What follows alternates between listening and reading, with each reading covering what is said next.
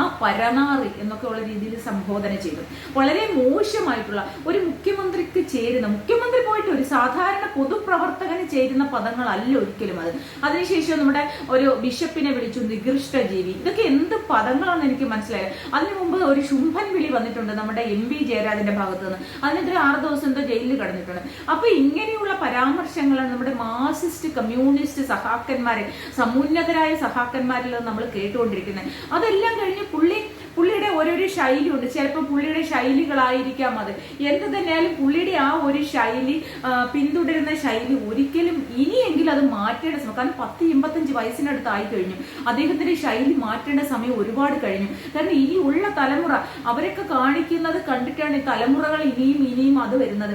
ഇപ്പം അദ്ദേഹത്തിന്റെ അതേപോലെ അദ്ദേഹത്തിന്റെ ഒപ്പത്തോടൊപ്പം പ്രവർത്തിച്ച് അതുപോലെ തന്നെ സമുന്നതനായ ഒരു സഖാവ് എന്തുകൊണ്ടായിരിക്കാം G. സുധാകരൻ ഈ ഒരു പാർട്ടിയിൽ നിന്ന് മാറേണ്ടി വരുന്നത്? ഞാൻ പറഞ്ഞിട്ടുണ്ട്, എന്റെ അച്ഛൻ ഒരു പഴയ മാർക്സിസ്റ്റ് കമ്മ്യൂണിസ്റ്റ് ആളായിരുന്നു. അദ്ദേഹം ആ നാട്ടിൽ, ഞാൻ ഏത് നാടൊന്നും ഇപ്പം പറയുന്നില്ല, ആ നാട്ടിൽ കമ്മ്യൂണിസം ഉണ്ടാക്കിയ ഒരാളാണ്. അദ്ദേഹം കുറെ കാലം ഈ കമ്മ്യൂണിസത്തിൽ പ്രവർത്തിച്ചു കഴിഞ്ഞതിന് ശേഷം അദ്ദേഹം കമ്മ്യൂണിസം എന്ന് പറയുന്നത് അവര് ഉണ്ടാക്കി കൊണ്ടുവന്ന ഒരു കമ്മ്യൂണിസ്റ്റ് ആണ്.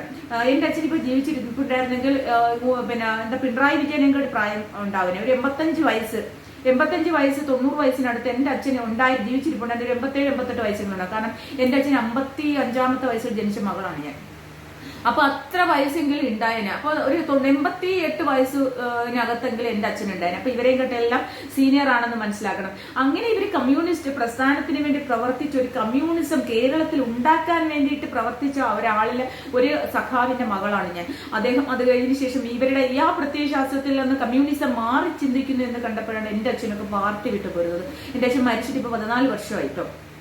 അതുകൊണ്ട് പറയണമല്ലോ, 2010 മരിച്ചത്. ഇപ്പൊ 16 വർഷമായി. അപ്പോ അതുകൊണ്ടാണ് നമ്മൾ പറയുന്നത്, ആ ഒരു പ്രത്യയ ശാസ്ത്രത്തിൽ നിന്ന് മാറുമ്പോൾ പല ആൾക്കാരും പാർട്ടി വിട്ടുപോകും.